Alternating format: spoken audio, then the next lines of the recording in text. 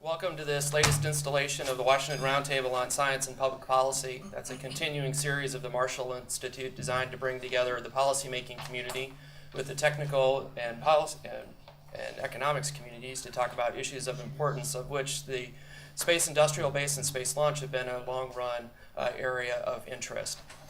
I'm Jeff Keeter, and for a few more days I'm president of the Marshall Institute. Many of you may know that I'm leaving at the end of July to take a position in Iowa in a totally unrelated field, but very excited about that opportunity, but saddened in part to leave these great events and the colleagues that I've met over the years as we explore these issues of importance to the nation.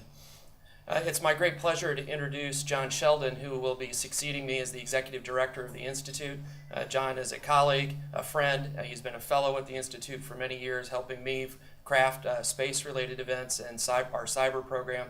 He's going to do a fantastic job, and I hope that you give him all the support and insights that you've given me over the years. John, pleasure.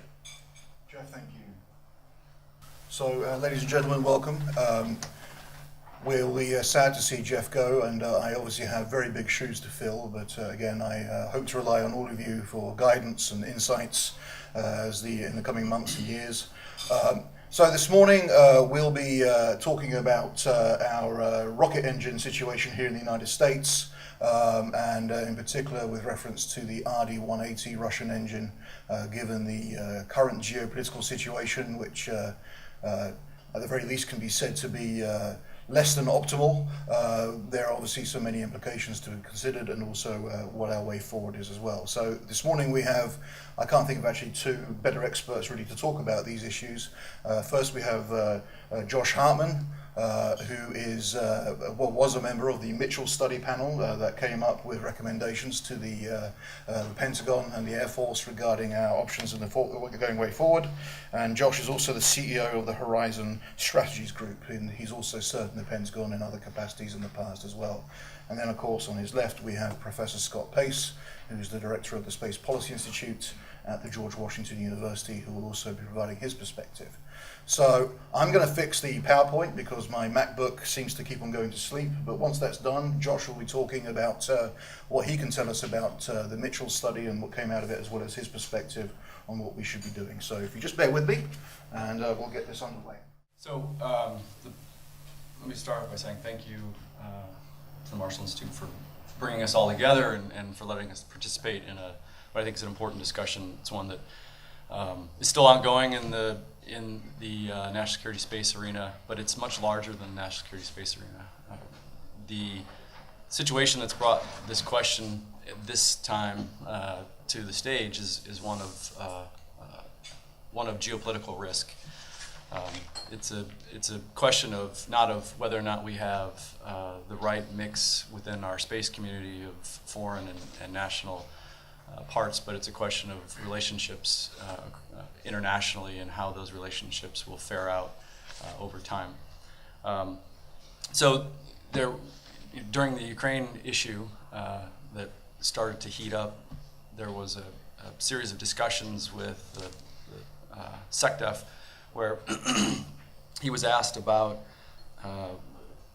sanctions against against the Russians with respect to the Ukraine and the activities that were going on there. And he suggested in an interview that he was beginning to look at RD-180 use within the Atlas vehicle program. So that, without really sort of checking with the rest of the infrastructure, kicked off a huge crisis in which everyone said, oh, we're supposed to be looking at the RD-180 issue. It was not a question that was ongoing. It was not a question that was in the space community's mind unsolved. The plan was to maintain where we were. We have a good relationship with the commercial portion of the Russian rocket industry, and we continued at that time to believe that that was the right path. And I think there are many that still believe that's the right path, and that's part of the discussion that will continue on within the intergovernmental and industry processes. So when this crisis sort of kicked off, they pulled together a small group, and we were given originally 60 days to put together an assessment of the U.S. dependence on RD-180s that then got cut down to 30 days, primarily because of Hill interest. So we worked in earnest for 30 days, long days, back and forth between Los Angeles and DC. And what you see here is the publicly available version of the briefing that's been outbriefed across the executive and legislative branches. This is part of a 150 slide deck. This is only 20 slides. So there's a lot of context that doesn't exist in the briefing that I'll show you. I'll try to add some color and flavor in the discussions as we go throughout. So next slide, please.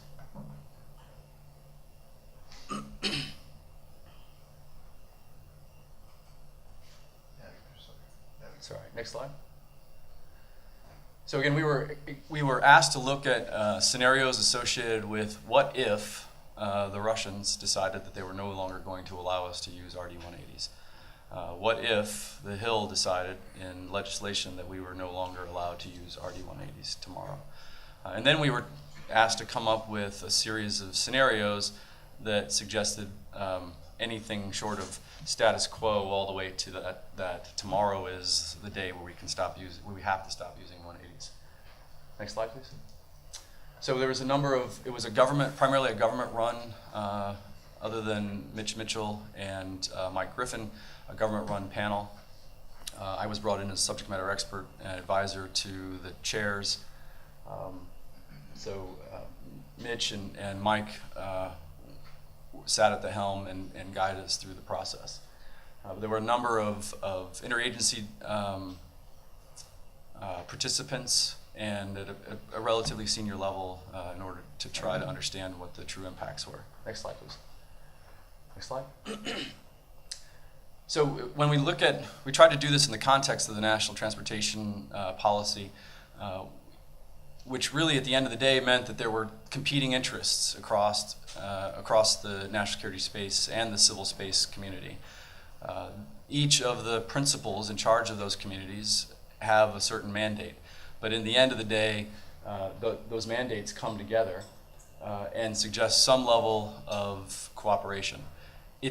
That didn't mean, though, at the end of the day that this panel was going to make a decision both for the Air Force and for NASA. This was a singularly Air Force-oriented panel, although there was NASA participation on it.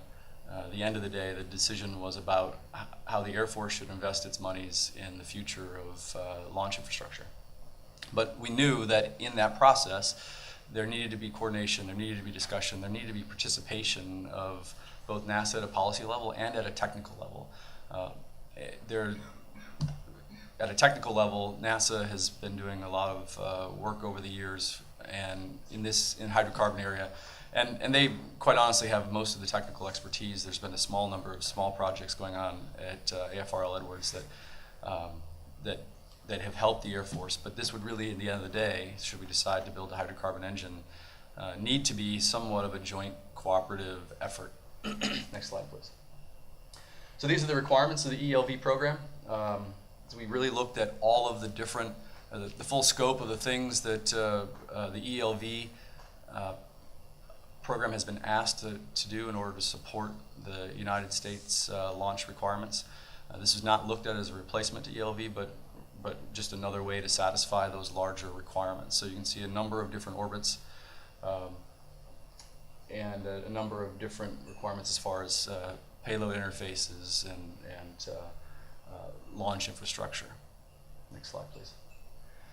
So the history of how we got here is in the early 90s when the Soviet Union broke up and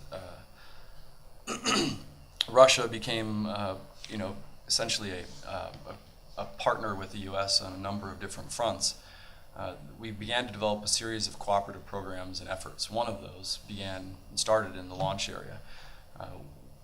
We thought that it was important to continue to support the Russians across a whole number of economic and technology areas, begin to partner with them, see how we could cooperatively benefit from the expertise and the knowledge they had. One of those areas was launch, and so Lockheed Martin was encouraged, industry writ large across the economic sectors was encouraged to find ways to partner with the Russians in order to build that connectivity, trade, technology, economic policy, a number of different initiatives began in the early 90s. The cooperation with the RD-180 is one of those initiatives that began in the early 90s. So again, even the initiation of an RD-180 program with the U.S. stemmed from geopolitical interests as opposed to space necessity, or a space community necessity. So as we began to partner with them, it was clear that they had a superior technology to our own industrial base and launch engines. Lockheed Martin was the benefactor of that, and I won't go through a lot of the evolution of assured access to space and how we decided that we needed to have two providers. But rest to be assured, at the end of the day, we ended up with a Lockheed Martin Atlas vehicle, which became largely the favorite of the space community for ferrying things into LEO and beyond, and the Delta vehicle that was built by Boeing, which is still a workhorse of the launch infrastructure and launches a number of missions both at the high and the low end of our weight requirements. Next slide, please. Next slide. So what we've tried to do over time in order to make those purchases more efficient is develop a series of acquisition strategies that is important not to talk about from a historical perspective, but it's important to talk about what it sets up from a business perspective today and how it begins to constrain us. We have, in the latest phase of acquisition of EELV, we have developed a block buy of 36 core engines over the next 5 years. 36 core vehicles over the next 5 years. And then a phase 1A, which begins to open up to outside new entrants. We think that's an important part of this strategy. The problem is, as we assessed the viability of new entrants, what we heard potential new entrants promising was different than what we saw in their programs. And so while we think that there's a great opportunity for new entrants to be available for competition in FY15, it's only for a certain envelope of missions, and it's not clear that they will be available for sure at that time. So there's a great deal of risk in betting on new entrants and their availability in the immediate time frame.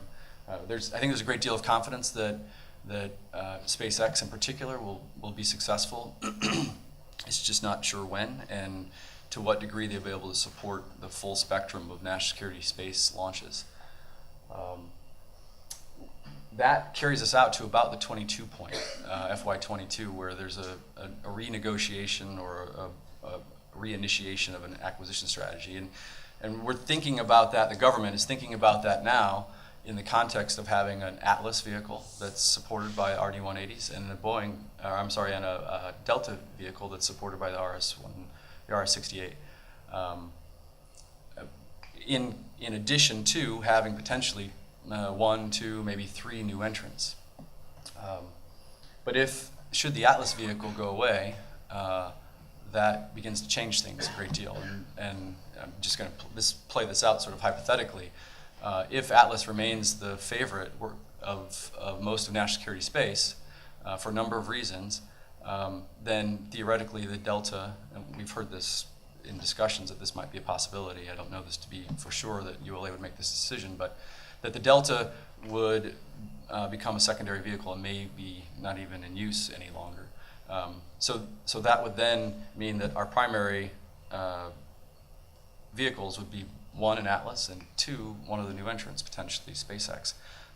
But if in the end, the Russians or the Hill tell the executive branch that they're no longer going to have access to RD-180s, that throws a huge wrench in what would be the most likely acquisition strategy and launch industrial base situation in the future. So as we begin to think about what the next acquisition strategy and what the next industrial base development is, this question about the availability of RD-180s becomes even more and more important. Next slide, please. So at the end of the day, the current manifest, this is a representation of the launches, and the current manifest is the best option. You'll see in green are the number of Delta 4s on the current manifest, in red are the number of Atlases, and in gold are the number of launches that are expected to be competed between ULA and any new entrants in that phase 1A acquisition strategy that I talked about. If we lose, in the immediate term, if we begin to lose Atlas, then we have to either one, rely on new entrants and hope that they, one, meet the existing targets for certification, and two, begin to ramp up the Delta infrastructure as quickly as possible. One of the problems with the first is, as I already mentioned, there's a great deal of risk associated with, in our minds, the ability of new entrants to meet their current objectives, and then, quite honestly, they're not advertising the ability to meet the full spectrum of national security launch requirements. So there's a whole envelope of missions that they just, even after they're certified, will be unavailable to them. So that means we need to rely on Delta in this scenario where we lose Atlas. If we rely on Delta, then currently we only have about a little over more than a half dozen vehicles available to us. We don't keep the same industrial base as a matter of policy stockpiled for the Delta vehicles that we do for the Atlas, largely because of the ability of us to manage that supply chain inside the U.S. as opposed to political concerns that have always been a part of the discussion when it comes to use of the RD-180s. And again, I think most of you know this, but we keep a stockpile of 2 years of RD-180 engines on and Atlas vehicles available should we find ourselves without the ability to launch or get access to new RD-180s. So what would happen is all these, you see a slow uptick in the green in the out years. It would take roughly two to 3 years for the Delta supply line to begin to build itself up to the point where it was able to meet national security launch requirements from a volume and frequency perspective. And so you'd see a slow growing on the out years, and what you'd see is a major delay of all of the launches that are in the red. They would have to push out to the right in order to accommodate what is the supply base, either again supplied by new entrants or supplied by an investment in the Delta manufacturing line. Next slide, please. Next slide. So as I've started to talk about a few of these, in the near term, loss of RD-180 would be significant. There'd be a huge cost and a delay in the launch of national security missions. There are a number of numbers flying around, and none of these, I think, quite honestly, have the level of accuracy that they need to. You know, we did this in a month, so we have good ROM numbers. The CAPE, the cost estimators at the Pentagon performed a cost estimate, but it wasn't a full sort of independent cost estimate or cost assessment that they would normally do for an acquisition program. So we hear lots of promises. I think these numbers are better than most because they've been given a great deal of independent analysis, but depending upon who you talk to, particularly in industry, there's a number of different amounts floating around there. But we estimate that if tomorrow, for example, the Senate provision that's up for discussion were to be approved in conference, there would be a $2.5 billion cost to mission delays, as well as a $5 billion requirement to go develop a new engine. And that's just the engine. We'd have to use all the RD-180s a bit more sparingly. We'd have to decide which ones were met a certain priority level, and then those that didn't meet that priority level would be pushed out into the out years. We would begin to ramp up the Deltas as quickly as possible, but as I said, that's roughly a 3-year process to get up to full manufacturing capacity and start producing at a level that would meet the national security volume requirements. And then new entrants, as I talked about, they would be certified. This is important to note, that any new entrant would be certified in FY15 becomes available for competition for a launch that would not take place any earlier than FY17. It's a 2-year process from the time that we compete and award a contract at the time that we launch a vehicle. So if SpaceX is indeed certifiable in FY15, their first launch would occur in FY17. And it's a day-for-day slip for those launches as to when SpaceX or any other new entrant gets certified. So 2 years is that lead time between certification and actual flight or support of a national security payload. Next slide, please.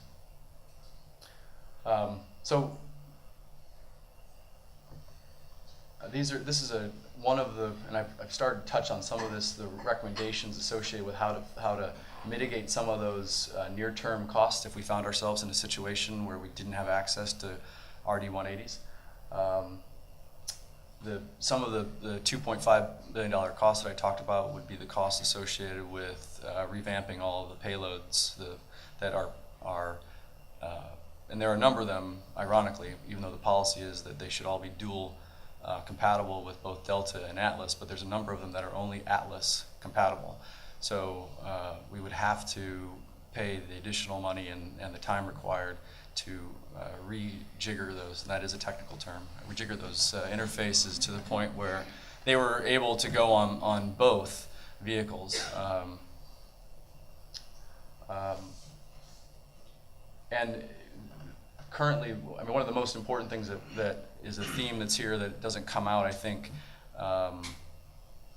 strong enough in the summary charts is that outside of managing the current manifest and supply chain industrial base, one of the most important things we recommend is a risk reduction. Even if we don't end up building another engine, even if we always have RD-180s available to us, risk reduction on a new hydrocarbon engine. There is already a program ongoing that NASA has been funding over the last 2 years, since fiscal year 11, actually, so more than 2 years, where two contractors have been awarded a prime contract and a sub relationship to go out and explore some of the very focused risk reduction activities necessary to build a future hydrocarbon engine, either on kerosene, RP1, which is what the Russians use, or on a methane basis, which is what SpaceX and Blue Origin is looking at using. Josh, how Yeah, do you want to next handle slide. questions, I guess? If I can, you can stop me We'll here. do questions after both presentations. Okay. Next slide. The second thing that we recommended is that there's a number of, again, this is a geopolitical question. The space community wouldn't initiate right now. They're happy with the use of RD-180s, and all things considered, they'd rather continue using RD-180s. It's not a decision that's in the space community's hands, though, and again, the space community didn't make the decision for the Mitchell panel to go take a look at this. This was something that was initiated ultimately out of the White House, supported out of the White House. If we were to move off of RD-180, it would be a national level decision. It would not be a space community decision. And so in that context, there are a number of both strategic and tactical level things that we suggested should be watched to determine whether or not we would find ourselves without an RD-180 available to us. So we provide that list and suggested a program which, not a program like as an acquisition program, but just a series of responsible agents who would begin to monitor these things, and if something popped, then we could begin to engage more with the Russians and on a diplomatic level and understand what their intentions were. Next slide.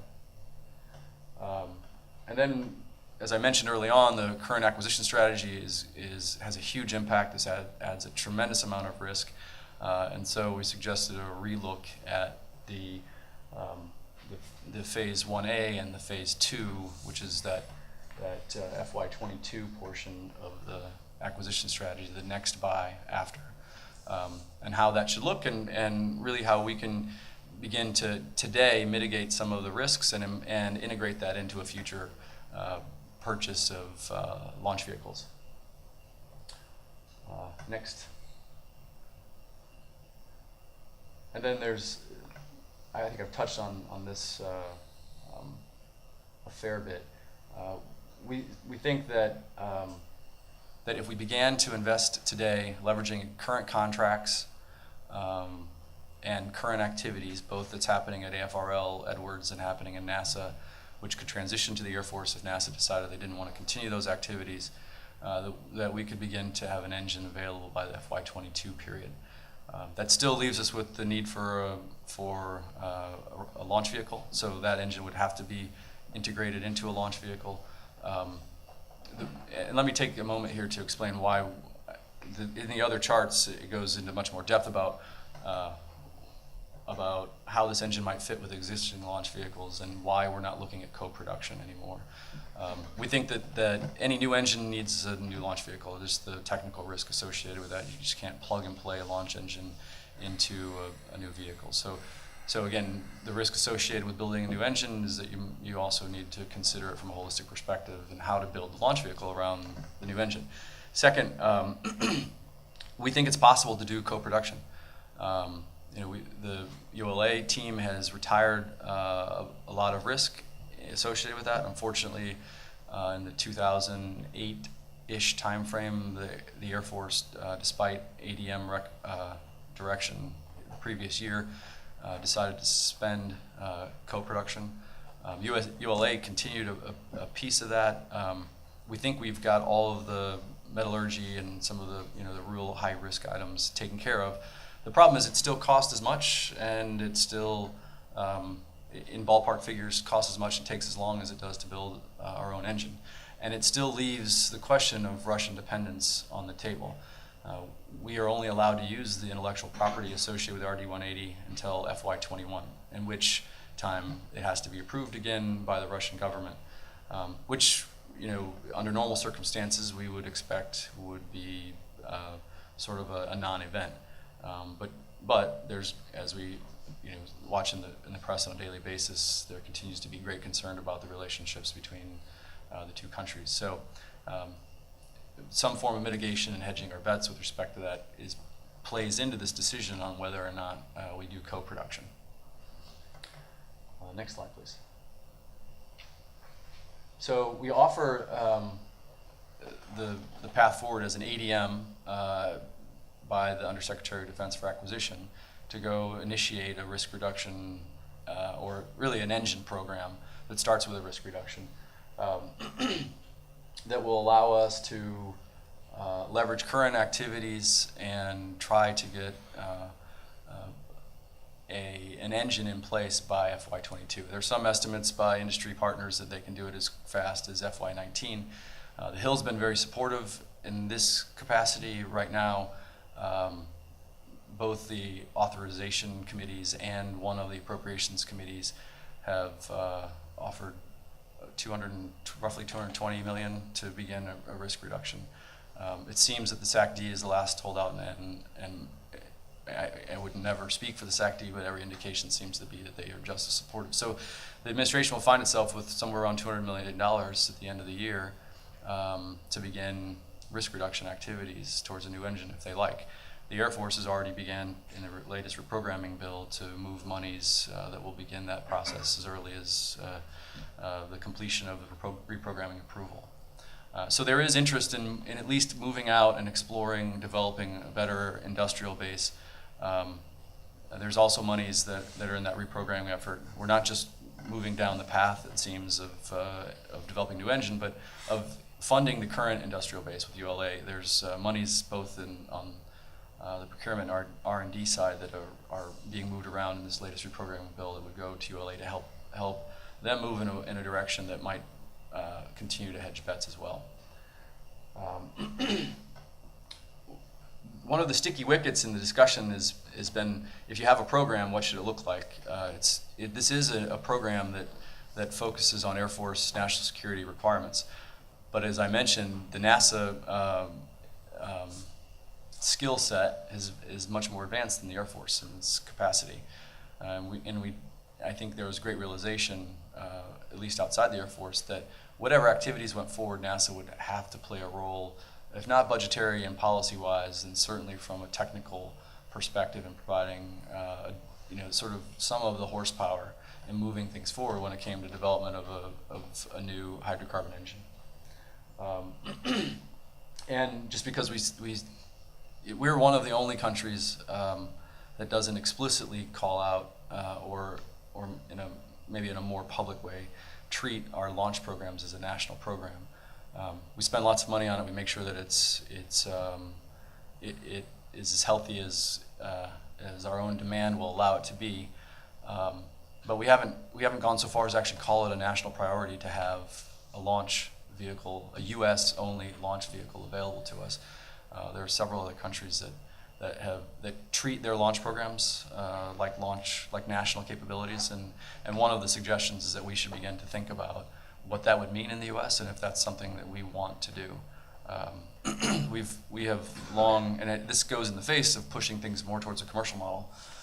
So it's an interesting debate and discussion about whether we should have a national program, what the government's role in that program should be, and then what commercial role would then therefore be thereafter. Next slide, please. Next slide. So we've talked about all of these things. One other important point, I think, in that last little question about the role between commercial and government on a commercial or on a government program, a national program. In the fuller context of the charts, there's a discussion that really needs to be fleshed out more. And I think in general, the panel wanted to have the best of both worlds when it came to national program versus commercial involvement. And what I'm talking about is the government will be greatly involved in funding any engine program, whether we call it a national program or not. But to the greatest extent possible, there's interest in allowing the commercial entities who have a stake in this potentially over the long term to put, for lack of a better term, their own skin in the game. So we're looking for ways for co-investment. We're considering acquisition strategies that are completely different than what the Department of Defense for sure has done, maybe more along the lines of the COTS program at NASA, where we're more of a partner with industry. Industry's given milestones and capability requirements and asked to go out and make it happen, as opposed to traditional 5,000 acquisition program with the sort of oversight that comes along with that. Quite honestly, we didn't have enough time to develop an acquisition strategy to decide what that looks like. It's something that the national security space community needs to think about more if it's something that they want. We think it's viable. The one long pole in that tent is what's propelling some of that on the NASA side is the possibility of commercial revenue that comes from their investment. And it's not clear that when it comes to a launch vehicle that the Air Force would build, that there would be much commercial demand.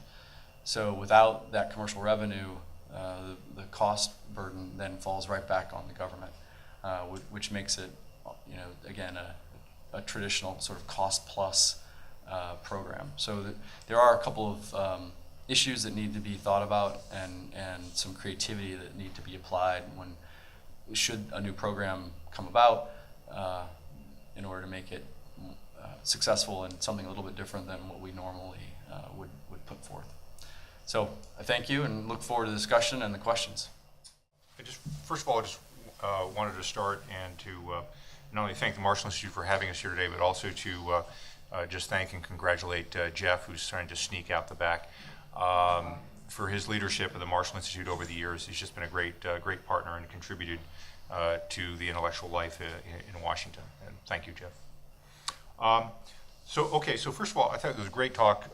Josh, I think, accurately laid out the issues that they were asked to address. He also added some color on the geopolitical issues, which the panel was not really asked to do, but it's fairly obvious as something that we have to be taken into consideration by the White House and the Congress as they make a decision on this. As I step back and look at this, there's not just an RD-180 issue, issue of Russian rocket engines and their supply and the cost of building a replacement. Bill Gates once said that if anything can be solved with money, it's not really a problem. I don't know if he would still say that. It's easy for him to say. But fundamentally, there's not a problem here that can't be solved with money. Okay, there's not a physics breakthrough involved here. It's a question of what kind of risks the U.S. is willing to take. There is not a short-term, immediate crisis in terms, because we do have options, not only RD-180s in storage, but we have the Delta IV, and so there's not an immediate panic, but there is a crisis that potentially is looming on the horizon that we need to think about. And if in extremis it can be solved with money, it can be solved. So first of all, people should, as Douglas Adam would say, don't panic. There are options here. But the bigger issues are longer term that maybe are cause more concern. The increasing costs of the EELV program in a tighter budgetary environment. So, DoD budgets tighter and more discretionary spending. So there's been hearings, of course, this last year about the costs of the EELV programs. There are both fixed and variable costs in that program that are very difficult. The fixed costs, when we think of the industrial base and what the Air Force pays to assure that industrial base is there, and they basically, ULA does what they are asked to do. There are also imposed costs from the ways of doing business, which Josh alluded to in terms of thinking about ways of not doing things through the usual, 5,000 process and the FARs and so forth. The government premium for doing things the government way is not just a 50% penalty or 100% penalty, but by some estimates, if you look at other programs, factors of 3 to 7 penalties for doing things in government processes, which I think are very, very difficult to sustain.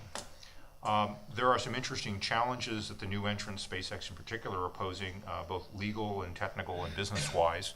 I won't really touch the legal issues. I think that's going to get solved fairly quickly. But there are challenges really to the culture of the way the government does businesses, not just contractually, but issues of mission assurance. For example, every time a SpaceX vehicle launches, I'm told that they do something new and different and interesting. They use every flight to do test flights. They have developed a very, very high degree of tacit in-house knowledge of people who are essentially doing test flying as well as operational flying with each mission. This is a great intellectual capacity the skill set that they're building up. That poses problems for traditional forms of mission assurances, which ask for configuration control from each mission. So I was asked one time, says, well, how many flights would they have to have before you would feel confident in them? And my flippant answer was, well, about 20, enough to make a firing table. But that's not the environment that they're in, and that's not really the business model that they're following. There is also in the charts notes very nicely put about payload integration costs. Well, payload integration is not just a matter of figuring out which bolt size you need to be using. There are great differences between the way the Air Force does a payload integration vertically versus the way maybe SpaceX would do it horizontally. There are reasons why commercial payloads can be done horizontally and why DoD payloads are done vertically. So there's differences that are there. I think one of the implications of looking at these new business models is it's not just a matter of, gee, why wouldn't you want to pay a lower price and have more competition? Isn't that good? And stop thinking at that point. There are actually impacts of the vehicle on the payload. Again, Josh talked about some of that there. Some of these payloads can be treated as commodities. Some of them cannot. Some of them are, frankly, science projects that are not commoditizable. And so when someone says, why don't you just buy my cheaper vehicle, you have to ask, well, how much is it going to cost me to use that cheaper vehicle the way I'm used to having my payloads? The shuttle program early in the days was sold in part on the cost benefits it would have on payloads. That is, make payloads lower cost to fly because they'd be in this wonderful, more benign environment. We could be looking at the reverse of that, where it may cost more to configure a payload to use a commodity-like structure. That may be the right way for the U.S. to go in the longer term, but it is an impact to the program of record, and it is an impact to the way we're currently doing business. So when you look at cost reductions, you have to say, are these cost reductions for the program? Are these cost reductions for the department? Are these cost reductions for the nation in terms of what we're trying to achieve? Everything is connected to everything else. So when you shift payloads off of one vehicle onto another, when you have relatively thin demand, there is going to be a cost shift. So you can imagine a pathological situation where you shift payloads off of not flying on Atlas, fly them on a Delta, and then the remaining fixed costs on the Delta keep going up and up and up. And you still have to have it for some purposes, but it becomes more and more sort of untenable. The point of this is to say that if you don't think about where you're going to go, you may not like the place you wind up in. You may wind up trading one monopoly for another that you have even less influence over, whether foreign or domestic. So there is a degree of conscious thinking that's required here, because this is not a normal commercial market where I think people are willing to accept whatever the outcome is. So what are the alternatives? Again, we talked about the geopolitical business a bit, and we can come back to that. But the economic issue is, what are the alternatives to inadvertently creating new monopolies or de facto monopolies? You know, we're in a hostage situation now, a bit, not immediately dire, but a hostage situation. We don't want to be in another hostage situation. If you look at the range of options, a lot of them are fairly unpalatable. You could, of course, go to an arsenal model, a GOCO model. You could have regulation. I think as one wit once said, if we try really hard, we could turn SpaceX into ULA. You know, that's unfair to both. We could use foreign suppliers. You know, one could fly payloads on an Ariane if you really had to. You could use the U.S. government as a launcher. I mean, SLS is perfectly capable probably of doing some Delta IV payloads. You could have a second commercial supplier, and I think that's really where people would like to be. That is the more preferable option here, is to buy services from a private provider and to have more than one in the market to be able to still carry out the space policy. The problem is, again, as Josh pointed out, is there really isn't an ROI to justify a fully private new vehicle. When you look at the amount of capital exposure in the addressable markets, the case just is not there. You could redesign an existing or former engine to replace the RD-180 in the Atlas V at government direction. That would be sort of the most narrow thing you could do. You could build a new engine, LOX hydrocarbon as mentioned, and give it to U.S. industry for adoption. But what you're really saying is you've got to build a new first stage, because the engine doesn't exist separate from the stage. So what does that first stage architecture look like that you want that LOX hydrocarbon engine to go into? You could use direct and indirect subsidies for a public-private partnership, again, as mentioned there, to build at the component level and perhaps more than one new engine.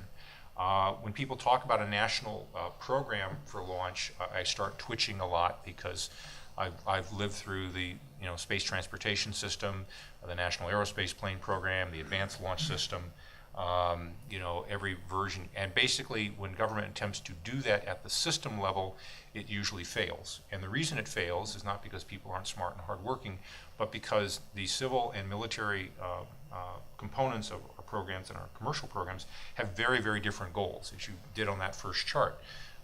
The Air Force has a requirement for assuring access to space in operations and supporting different ways of getting there.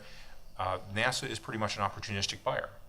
It does R&D, it does development, it looks at what's on the market. It doesn't have the same assured access requirement embedded in policy for itself that the national security community does. And so when you attempt to force that and get one vehicle, whether you're talking the FB-111 or the F-35 or the ALS program, you sometimes don't like what you get.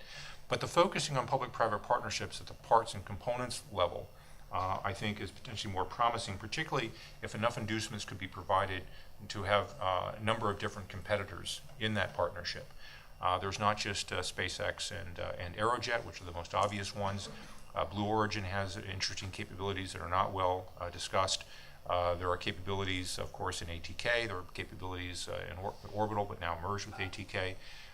So there's a couple of different groups of people you could work on. Mm-hmm. There have even been work done on redesigning existing vehicles, whether the F1 engine or the RS-25 engine. So number of ways that people could have in that partnerships.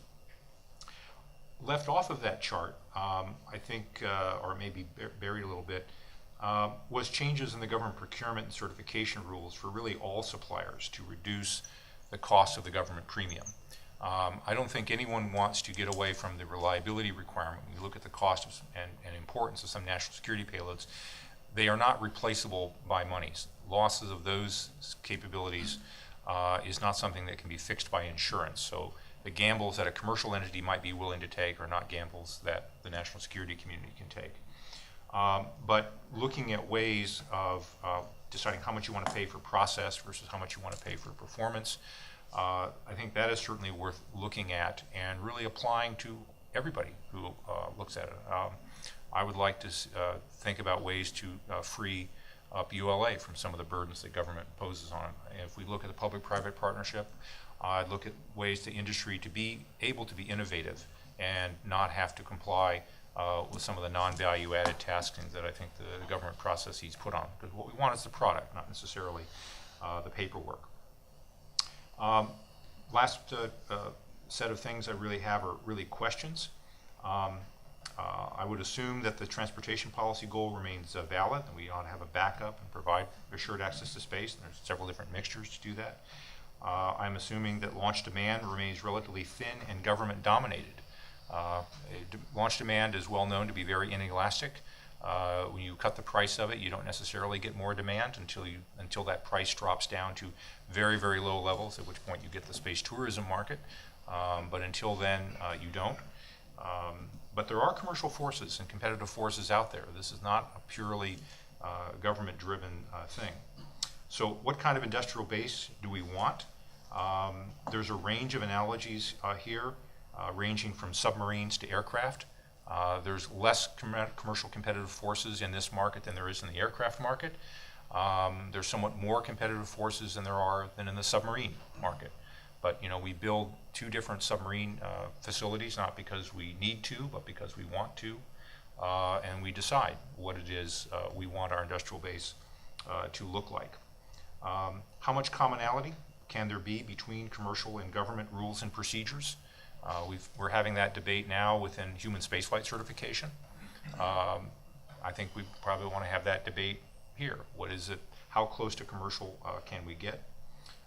As I said before, what are the total costs to programs, departments in the nation, not just the launch program or a particular SPO, but what's the total national cost? And almost anything will involve transition costs. That is, the program of record, by definition, is always the cheapest thing you're doing, because any change is a delta and there's going to be more costs. But you do it if you think the risks you're being exposed to are going to be unacceptable in the future. And I think, again, geopolitically, this is what we're facing. On the public-private partnership, on what conditions will industry want to really remain in this government market? I think if you ask a number of companies, they'd go, this launch business doesn't exactly return a lot, and we'd be happy not to do it. So it isn't a given that you're going to have people pounding on the door looking for the opportunity to launch unless you have some inducements.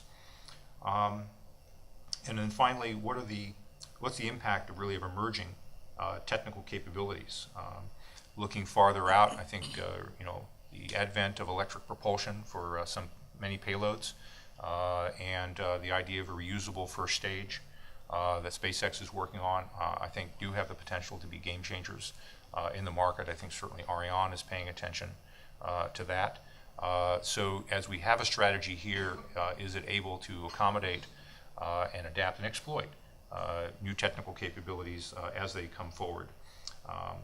I think one thing we can be assured of is that while we have, I think, still the deepest respect and admiration for the working relationship at the level with our Russian colleagues, Putin has changed the political environment around that, and it's not our Russian colleagues' fault, but there is a broader trend in place than we are, and I think there is a emerging political consensus between both the White House and Congress of the need to reduce foreign reliance, particularly reduce Russian reliance in particular, but reduce foreign reliance in general. I don't think this bodes well for the Russian space effort in the long term. I think they're facing a number of demographic challenges, knowledge transfer challenges, and so that while, again, as I say, we like and respect and appreciate the relationship we have and have had with our Russian colleagues, and actually we wish them well. Their government is putting them on a path where I feel very, very pessimistic for their future. And in that second collapse of the Russian space efforts, I think we have to make sure that we and our allies have reduced our risk exposure as much as we can. And that is going to be our challenge in deciding these various options going forward. Thank you.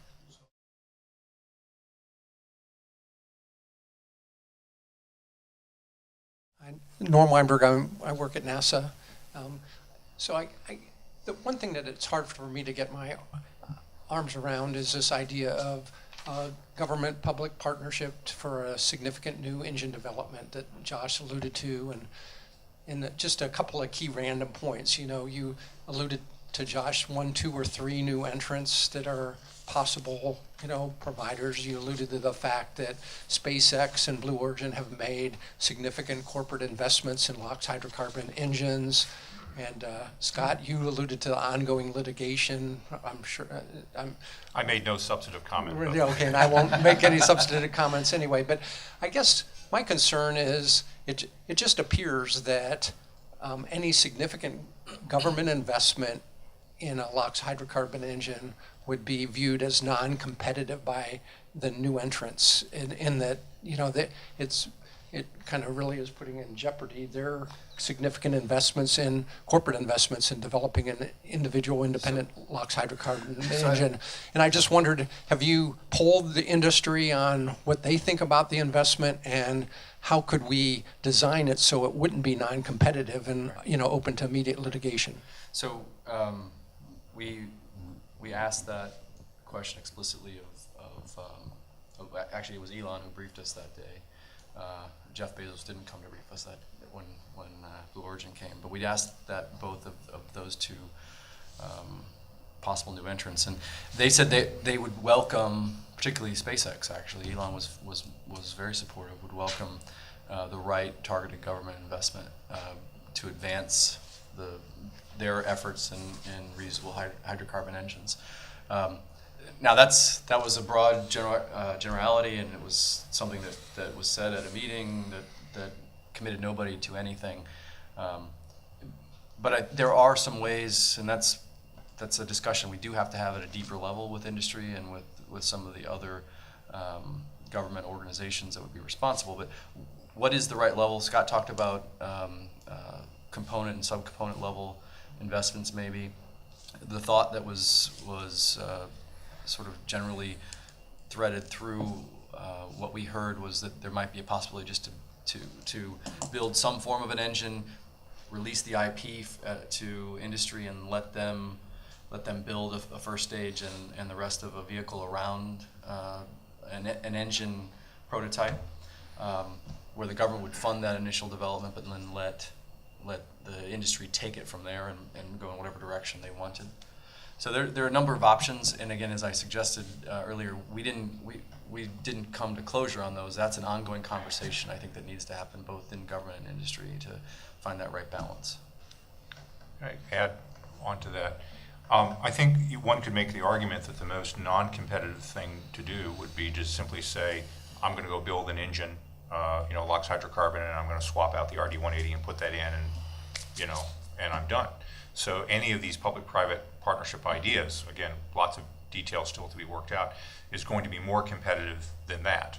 An argument which might be made, I don't think by any of the senior serious leadership in industry, but an argument that says, well, the government shouldn't do that because it might interfere with my business plans. I'm sorry, we're dealing with a national security and a public safety, public good function, and I'm not terribly sympathetic with that. The government's going to do what it needs to do to meet its obligations. That said, it can do so in a way that is more competitive and more open to innovative ideas. This issue has come up in many, many different sectors before. And in fact, back in Bush 1 administration, when I was in the Commerce Department, I still have the scars from the industrial policy arguments and wars, and the phrase generic pre-competitive technology was sort of a trope, a catchphrase that was used a lot. Deciding where that is in any particular sector, part, component level, are we talking the metallurgy, are we talking the component, talking the coatings, are we talking the first stage combustion chamber, there's several different ways you could draw that. That's kind of the detail level discussion to say what would be attractive enough to induce private sector investment to come in without triggering feelings of somebody being, cut out or unfairly competed against. So that's still TBD. One thing that's important to recognize, particularly with SpaceX and with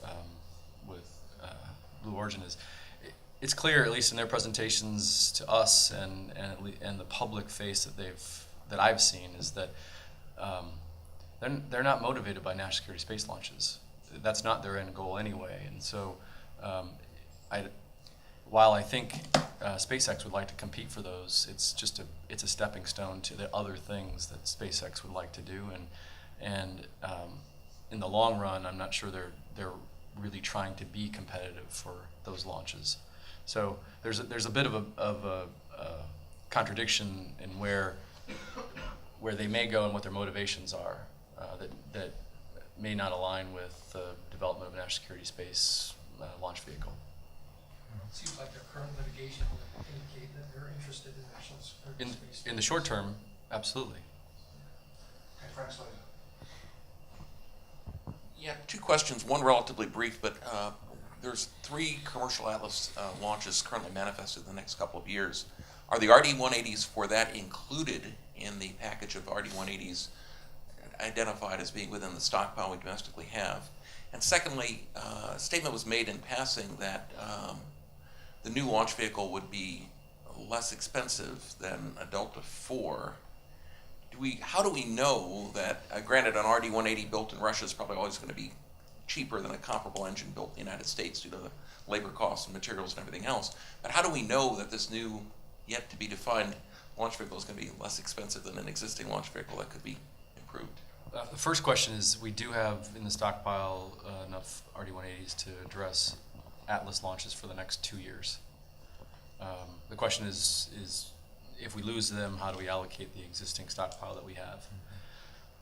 Right now, the plan is to continue to fly them as we have been flying them. So there is no intended or expected disruption unless policy or outside influences were to change.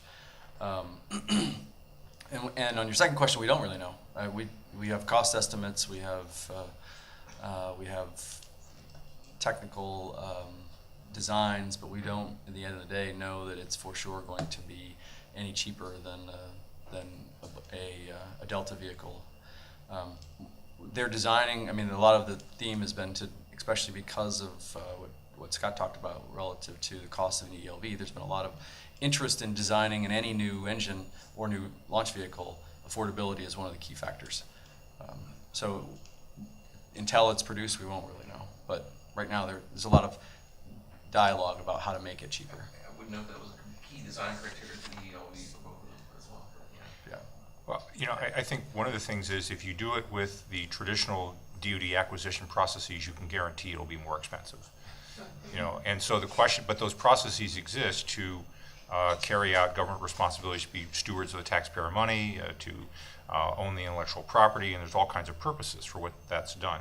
So is it possible to design an acquisition program that still protects the U.S. government interests, in the IP, in the oversight, where the taxpayer dollar goes, and at the same time provides for some, an innovative process, a more commercial-like way of doing business where the government doesn't quite help as much, but still is not just being asked to turn over money and walk away.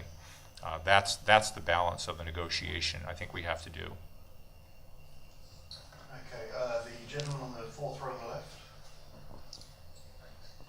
Hi, I'm Pat Hose with Defense Daily. Josh, one of the key takeaways from the summary was that time is of the essence and that DoD needs to get the ball rolling in fiscal year 2014. I'm wondering, because it seems momentum has slowed in the Pentagon towards a new engine while Congress wants them to get going on this yesterday. Do you feel that DoD is taking the right amount of time to get this engine going, or do you think they should speed things up? Well, I'd always love to go faster because I'm always fearful for the bureaucracy's ability to shut things down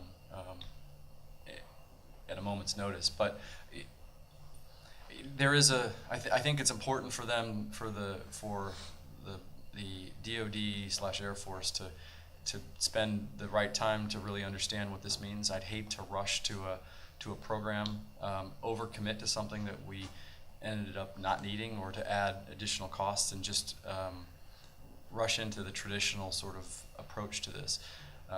That being said, I have seen good indicators. If you take a look at the recent omnibus submittal for reprogrammings up to the Hill, they are moving money around to at least initiate a risk reduction. And it's possible to do a risk reduction without committing to the larger program, learning from that to make a determination on whether or not a national launch vehicle, or I'm sorry, that's not the right, a new launch vehicle is the most prudent path. Okay, and on the fifth or sixth row on your right, I think you're Laura Delgado from Secure World. No, I don't have to introduce myself. You both alluded to this interest in only having a U.S. government solution for the future, but do you think scenarios are being seriously considered that incorporate foreign capabilities, not just the vehicle or the engine, but some of the other components that you alluded to, and are there geopolitical reasons to do that? I'm sorry, could you, I missed. Geopolitical reasons to have foreign components and participation, positive side. Yeah, absolutely. There are geopolitical reasons to have to target foreign cooperation. The issue, though, at the end of the day, does come down to the fact that this is an important discussion, but it's a national security launch vehicle, and each partnership should be made on a case-by-case basis to determine, and in the face of a whole number of different risks, determine whether or not that's a dependency that we want to have. We don't just use Russian engines are not the only foreign parts in the EELV. We have a number of other relationships internationally in the development of EELV, and I don't see those going away, national security launches. And quite honestly, they shouldn't. So, and truthfully, if things hadn't sort of turned in a different direction over the last 2 years or so with Russia, we might not be, looking at this question so hard. The truth is, I also, in addition, think that it's not just the Russian question that is forcing us to look at this. As Scott suggested, there are other things that are coming about, and what may give this more momentum than previous attempts to look at a development of a new launch vehicle and engine is the Russian question, but also the EELV costs that have been popping through the roof, the excitement and the opportunities that have been engendered by the new entrants that are coming to the marketplace. And then there's the existing concerns about the industrial base, and if we have really continued to push technology in this area the way that we should in order to advance national interests, not just national security interests, but national interests for space exploration, et cetera. And so all of that sort of coming together, there's multiple constituencies, and I think that may give us a little more push to find a new way to do this, but that way we'll still include foreign parts. That's a great sort of setup for the idea that foreign participation in space transportation is much more thinkable, and I think much more attractive in civil space exploration sorts of activities. So you remember the concept of the Liberty vehicle, solid propellant first stage, liquid propellant French second stage system. Discussions of a LOX methane engine for a lunar lander module of some sort. As many people in this room know, I've been pretty boring on criticizing the administration's current civil space exploration policy because I don't think it offers enough opportunities for international participation, and it hasn't really been fully supportive, I think, of the global exploration strategy that other countries have been talking about. And I think if we had a more inclusive international civil space exploration program, that there would be more opportunities for foreign participation and partnership, even including transportation things that maybe in previous administration I wouldn't have been that thrilled about. But now I think on the civil space side, I see opportunities for cooperating if we could come up with a kind of a common architecture and approach.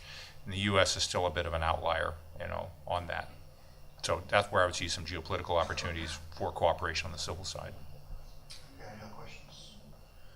Okay, just there,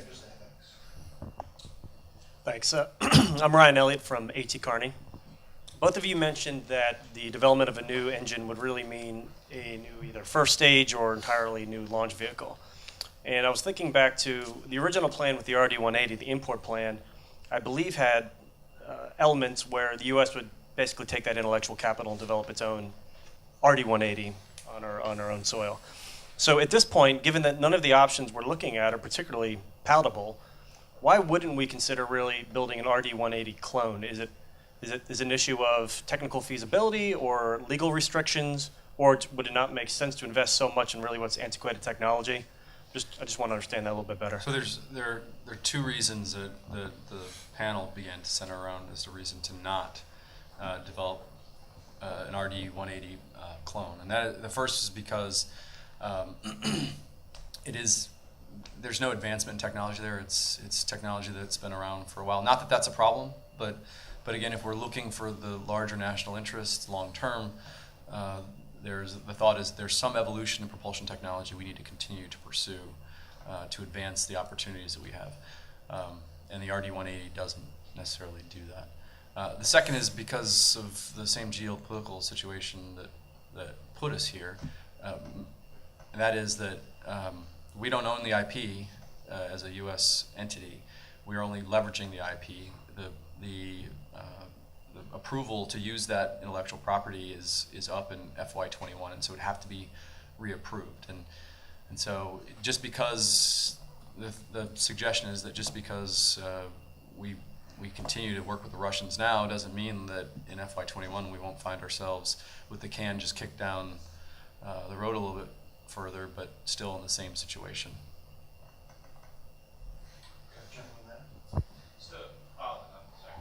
Mark Salm. I don't know if this is on, but I have a pretty loud voice. Can everybody hear me? Sure. So you're fine. Oh, okay. So, Name and affiliation? Mark Salman, Alcoa. Question follow-up to that. In a world where we can't get the 180 from Russia, what would prevent us from passing some sort of law or saying we'll just appropriate this IP?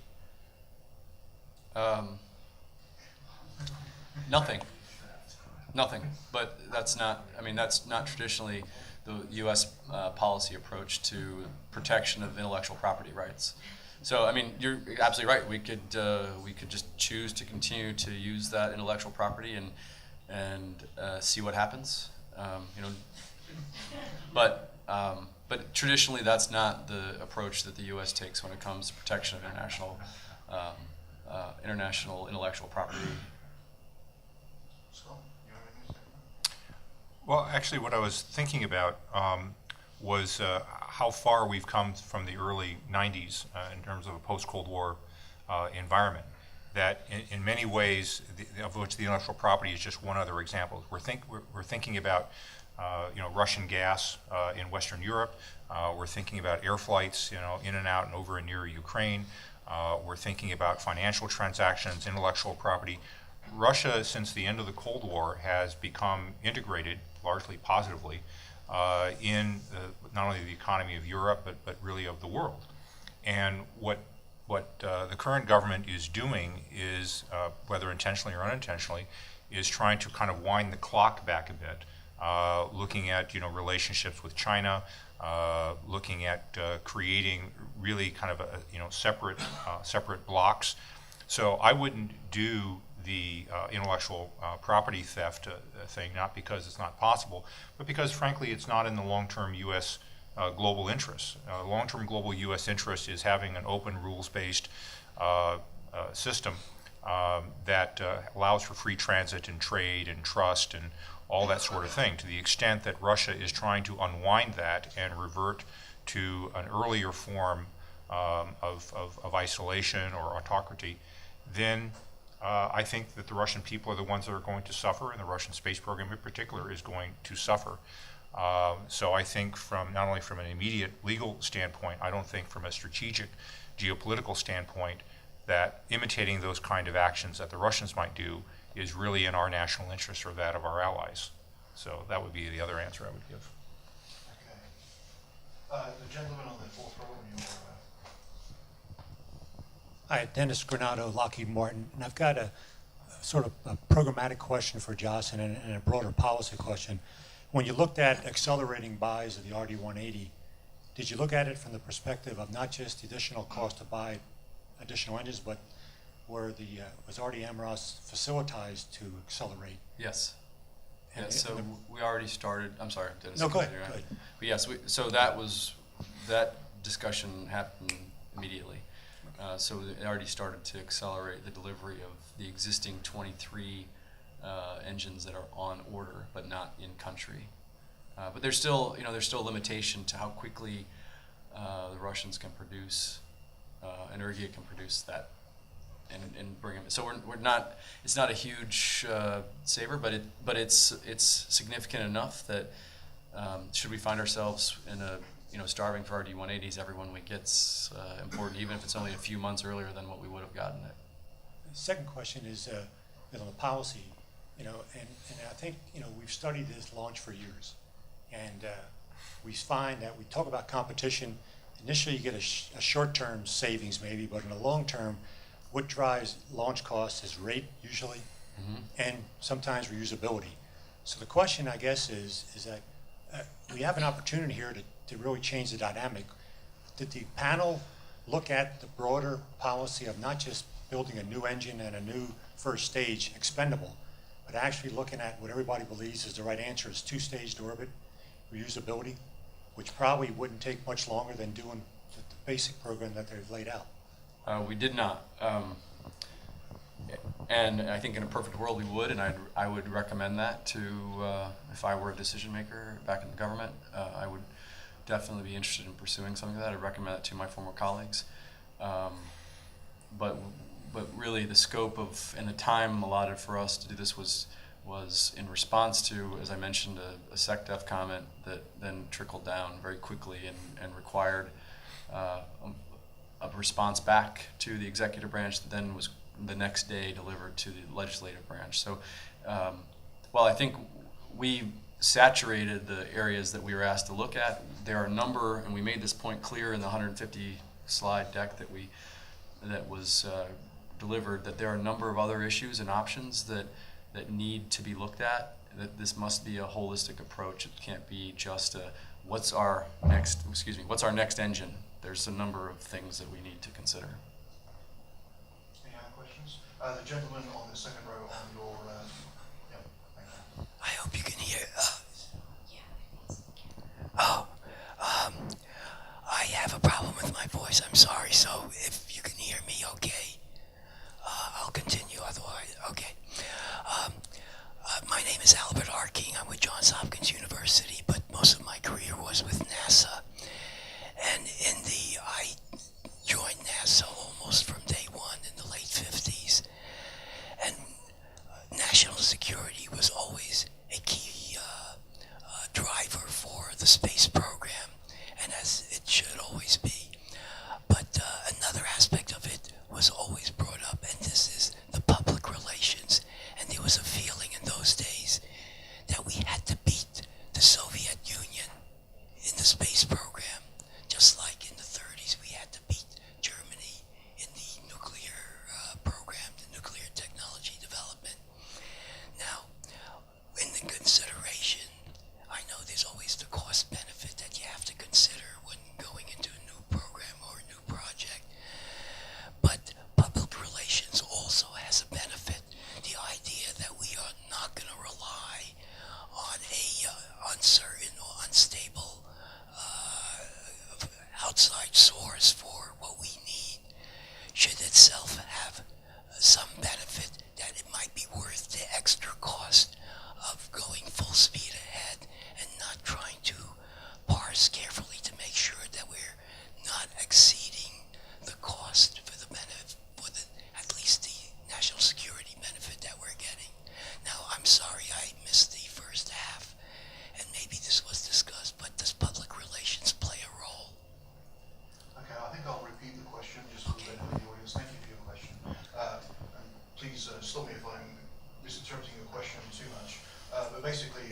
The gentleman said that he worked in NASA from the late 50s and now is with Johns Hopkins, and basically at the time when he was with NASA, the primary motivation was essentially national security, but there was always a PR element to basically, if you will, appease certain elements of public opinion, that this is really for peaceful purposes, but really the prime motivation was competing with the Soviets. And now we fast forward today, and it seems as though somehow that has, if you will, fallen on the wayside, and that we may have to rejuvenate, if you will, the national security motivation in considering our national security space launch capabilities. But is there a role there also for the PR aspect as well? And that somehow also we need to bear in mind that sometimes the national security geopolitical imperative, the benefits of that sometimes outweigh the actual financial and economic costs as well. Is that a good representation of your question? Thank you. You know, I would say this is really both the Cold War space race and what we face today are examples of opportunities for what is called soft power. It's, you know, public relations, if you will, prestige, other forms of sort of influence in addition to the sort of the hard power issues of launching, say, national security payloads. And the geopolitical situation today is different than it was back then, so the nature of soft power and public relations is going to be different today than it was back then. So in the past, we did these American-only efforts like Apollo, and we did Shuttle, which had some foreign parts and components like Space Lab and the ARM, Canadian ARM, as part of it. Then we did Station, which started off kind of the same way, but then it became this truly international partnership where it's not totally ours, it's a partnership. To looking at the global exploration strategy, which is where we involve people very much from the beginning in designing the architecture and not just presenting them with a fait accompli, but saying, here's how to shape that strategy. And in that increasing diversity has been also an increasing role, not only of the international sector, but of the private sector. And so I think a lot of American, if you will, soft power influence in this space area. On one hand, we've damaged that influence in the last several years by turning away from the moon, the ExoMars debacle, other things that are going on. I think, you know, the administration has made a number of very unfortunate decisions that have helped push away potential sources of international cooperation. At the same time, the entrepreneurial and space community that's also been supported by the same administration has been a source of, I think, of great pride and somewhat sometimes puzzlement by some of our foreign folks.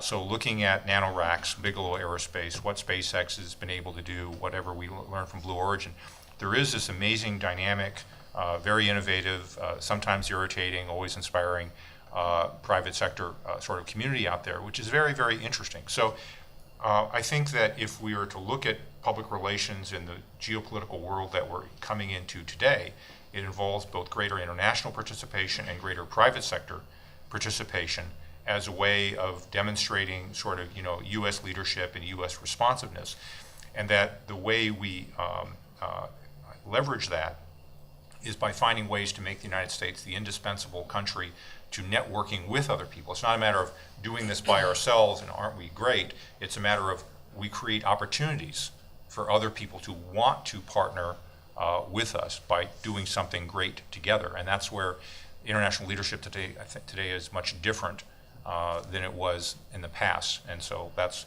why I would look for opportunities, particularly on the civil space side, for greater engagement and greater roles, and where on the national security side, a greater role for the private sector, I think can play a positive role, not only in reducing costs and spurring innovation, but also strengthening that kind of soft power influence by showing what the U.S. private sector can do. Yeah, I couldn't agree more with that. You know, the short answer is yes, PR plays a huge role in this. We can look back historically at great initiatives that the U.S. has taken on, whether it's in space or outside of space, and PR, telling a story about the larger situation was absolutely necessary. And we can look in the dustbin of history and see those things that should have been done but weren't because they didn't have that sort of theme and story attached to them. And the difference today is that we no longer find ourselves in that same geopolitical situation where competition per se is always the message we use. We still use it in national security a lot. I mean, it's the three services have chosen a series of enemies that may be real or not real, and we position some of them each other. Some of them each other, yes, absolutely. And we position ourselves against those to tell a story, to justify national movement. But those are all national policy level discussions and themes. They're not. This isn't a space community theme, and that rhetoric has changed from within the space community from one of competition to one of cooperation. So I couldn't see that the story that we would tell is we have to go beat the Russians. While there are people who would love to go do that, that's not a prime motivator anymore. But to your point, if this will be successful, it will have a good story around it. Any other questions? Frank? Yeah, just really quickly, in about 2009, there was some work done by AFRL and by NASA looking at a joint engine to replace the RD-180 that would benefit both, at that time it would have been Ares, as well as the flyback booster program the Air Force had. As you're looking forward now, while NASA does not have an immediate need for a new large hydrocarbon engine, the current plan for SLS is to use currently available shuttle engines in an expendable fashion. They'll run out in about a decade or something like that. The question would be, is there any consideration of doing a joint development program in order to avoid 5 or 10 years down the road having to develop a new hydrocarbon engine for NASA? So, how do I want to answer that? There hasn't been. I mean, there was some discussion. The reality is that the approach. This is my personal and professional opinion. The approach that the industrial base situation that we sit in now is a result of our centering our space program on the shuttle. So we ended up with liquid hydrogen engines that were not optimized for first stage. They're optimized for second stage. But for cost perspective, we integrated that and decided to use them as a first stage, which is why in my mind, that's why we rely on them for first stage today. That's why SLS is centered on the SLS, or on the liquid first stage, liquid hydrogen. We talked about the importance of maintaining that liquid hydrogen for the second stage for a whole number of different missions, and that will continue.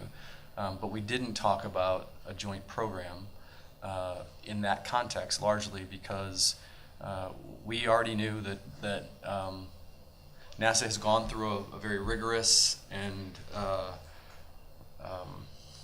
abusive, I would call it, process to get to where SLS is, and understandably, they don't want to reopen that question.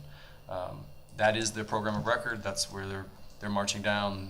It's my perception they don't want to have any distraction from that. So, to the extent they can distance themselves from this, then it really, and there is a valid argument for making progress, requires them to keep focused and to not be distracted by some of these other things. And in that respect, the Air Force is moving in its direction. It would like to have participation and cooperation from NASA where it makes sense and where it's politically viable, but they also realize that there are some other dynamics to the problem. Yeah, I think there's a difference between opening up for innovation when you're facing a new decision versus taking where you are and changing it to something else because you see something more attractive. I think there can and should be a very, very high energy barrier to changing a program of record because it almost always gets you into trouble. The costs of it are almost usually higher and the benefits usually less when you try to do that. But when you're faced with a new situation, trying to make sure you're as open to innovation as possible is a good idea. There was a time, a fork in the road that was made, in my opinion, on the SLS decision for using shuttle engines. The reason the shuttle engines were used, in my opinion, was to hold down near-term development costs. It was not because it was a long-term operability right decision to done. It was done because they had budget constraints. It was a risk trade-off in terms of staying on course and actually getting a lot of other work done. But is that a long-term sustainable solution? No. Therefore, I would have preferred that we developed the LOX hydrocarbon engine, sort of at that point, and using more of the RS-68s and doing the design that we had in place. That was not a feasible option given the budget constraints that were imposed on the agency, and therefore, as a risk management choice, using the RS-25s in expendable mode was the second best choice. Engineers work with the constraints they're given. Okay, as As the mosquito of time hits the windshield of fate, our time here is now done. And please join me in thanking Josh Hartman and Scott Pace for their very illuminating.